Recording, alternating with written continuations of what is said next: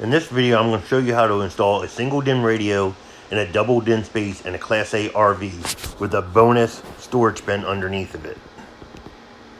I'll be showing how to do it by installing a Boss Elite 10.1 inch floating screen Apple CarPlay head unit in my Thor Vegas RUV Class A RV. So let's open it up. So here's the radio, the display for it, the wiring harness that we got completed, and the hardware, and the instructions and registration. Now let's take this out. Take a look. This is where we're going to run into a problem. The RV has a cutout for a double DIN.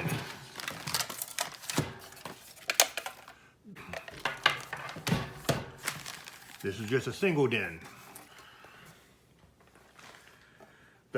If the situation was reversed, all I would have to do is take out the single DIN, cut the opening a little bit bigger, and put the double DIN in as long as there's enough space. So I'm going to have to use something to fill in that space. I know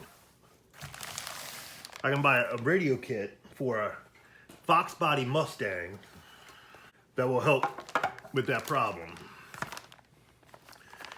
This is for the Fox body Mustang kit.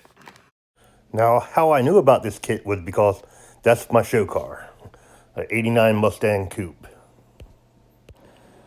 It is a Metra kit, part number 995025 for 87 to 93 Mustang. Okay, let me straighten up a little bit and give me some room so I can show you how to put this together. Okay, let's take the trim bezel off the radio because it's not going to be needed. Just like the other one, you pull up, the bezel comes off. And now we'll remove the mounting frame. You put your release pins right there and it'll come off. And you pull that out. Now, if you were replacing a single DIN unit, you would just use this just like you did the double DIN. Slide it in, bend the tabs up to hold it tight in place. But with this kit, you will not be using this. Now we're going to put the mounting kit together. So now you want to set this up. It will only fit one way, so just move it around and you'll find it the position where it fits. It sits up and it sits right in there. So now you want to put the screws in.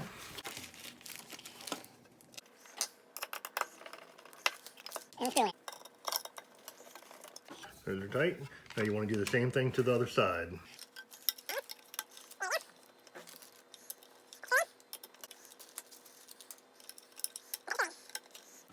That's tight. The next part is you go into your hardwood bag. That's where the stuff that came in. You got your mic.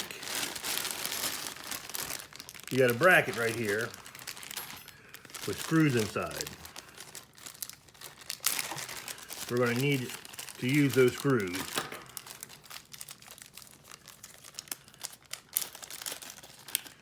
So let's open the screw up.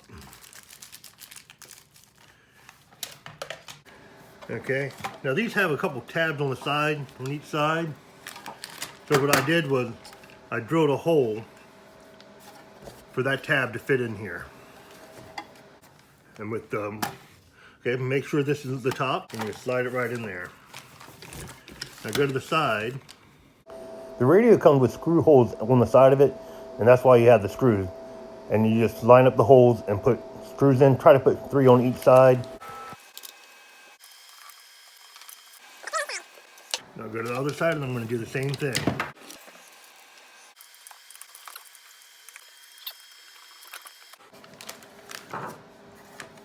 Now this will slide into the opening with this.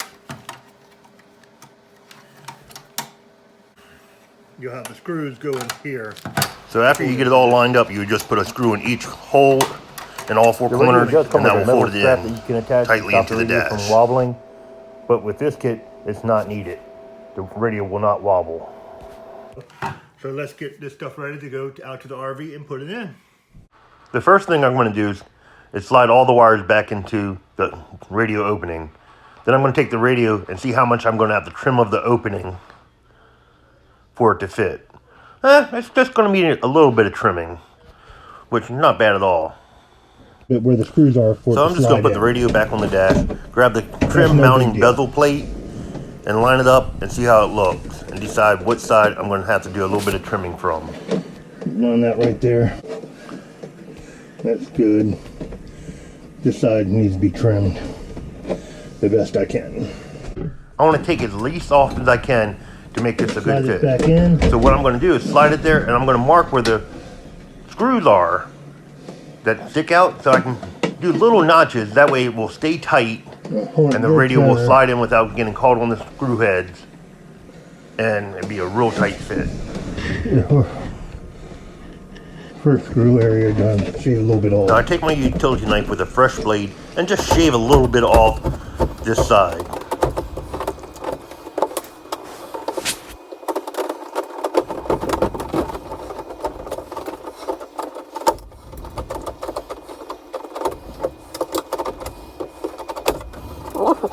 Now I'm just going to make a little notch where I mark where the screw heads are.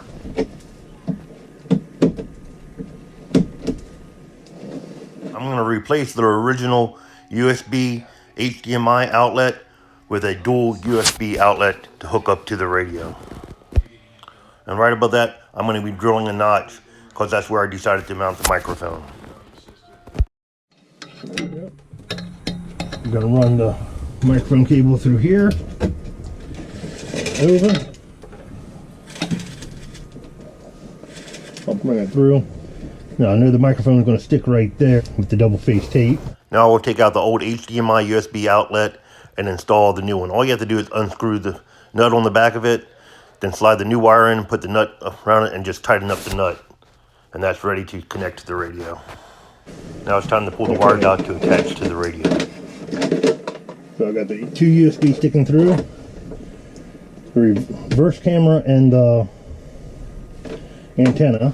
The microphone cable, and pull out the main wiring harness to plug into.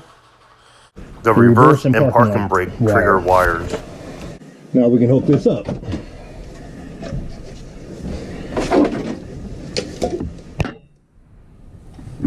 First thing to do is plug in the wiring harness. It only goes one way.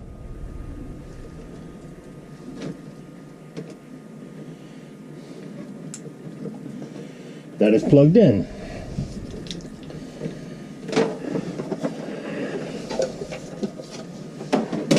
Then we can plug in the reverse and parking brake.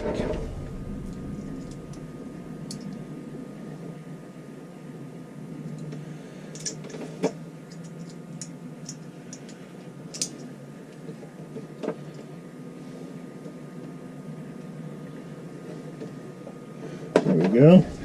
That's in. We'll come back to the back of the radio.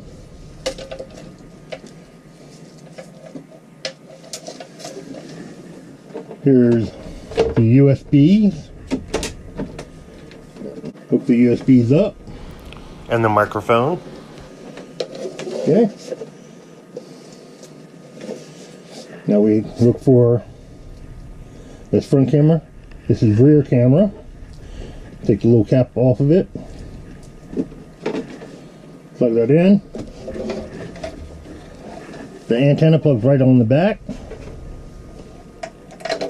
Right there. Now the only thing left is the wiring harness. The wiring harness comes over here and plugs in right there.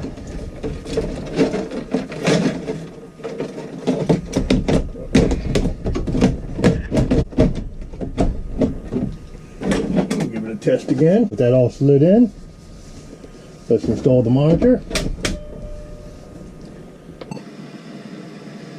Okay.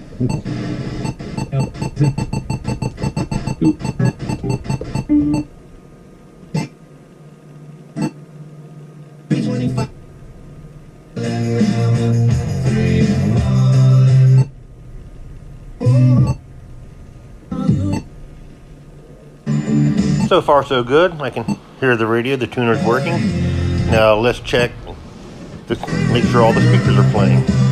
Let's go to settings, make sure all the speakers are working.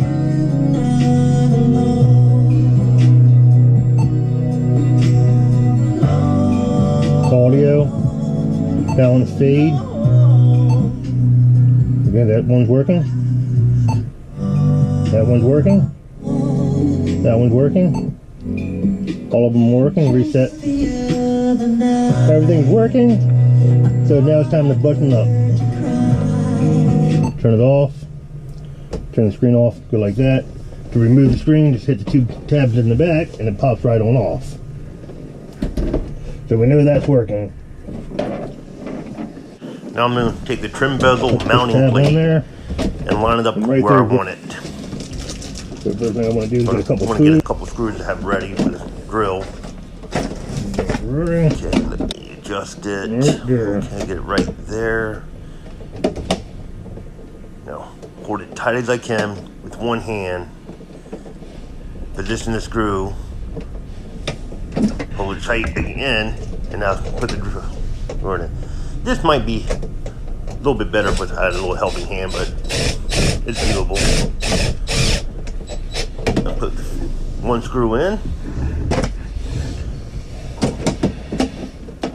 Line up, put the screw ready for the other side. Hold it in position. Okay, and that's where I want the screw to go. I'll put the screw on the drill bit this time. Got it. Okay. The first two are in now, the last two are easy. Just put the two bottom screws in.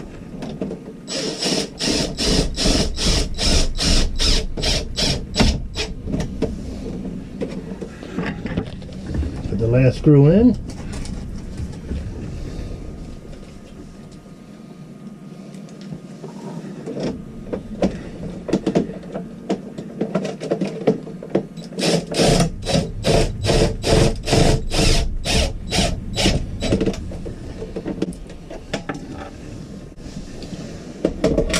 Slide that in.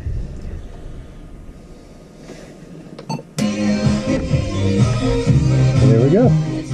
The head unit itself is super easy to put in. This is the monitor. Snaps right in here. To take it out, you just push these in and it'll pull out. Snap it in. It's adjustable. Side to side. Back, up and down. And can also slide to the height you want. Now with this being a single din, being put into a double din spot, I was able to do it where you have a tray right here. Now with that tray, you can take your phone, throw it in here, throw your sunglasses in there, throw a pack of cigarettes if you still smoke, or whatever you also want in here. You could even throw, there might be enough room, that'd be a little tight to put a small gun, cover it up. And if you just tap the screen, it'll give you the time and the date with what day it is. To turn the radio on, just press the button. The radio will turn on. People say they don't know how to turn it off because when you just tap the button, it goes to mute. You tap it again.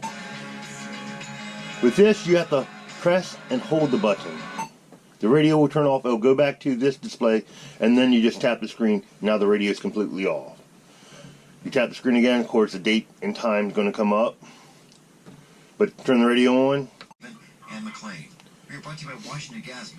You can save tuners, hand-free, what you want, USB streaming music. You can choose between Apple CarPlay and Android CarPlay, whatever you have plugged in that will come up. Tuner. Tuner gives you what is broadcasting. Right now it's doing news and traffic. But if you change the channel, turn it off, hold it. Tap the screen. For mine, I decided to remove the USBs that were plugged into the radio right here so I can and put a USB-C and USB 3.0 charger with battery monitor. And this will give me the power for the chassis battery.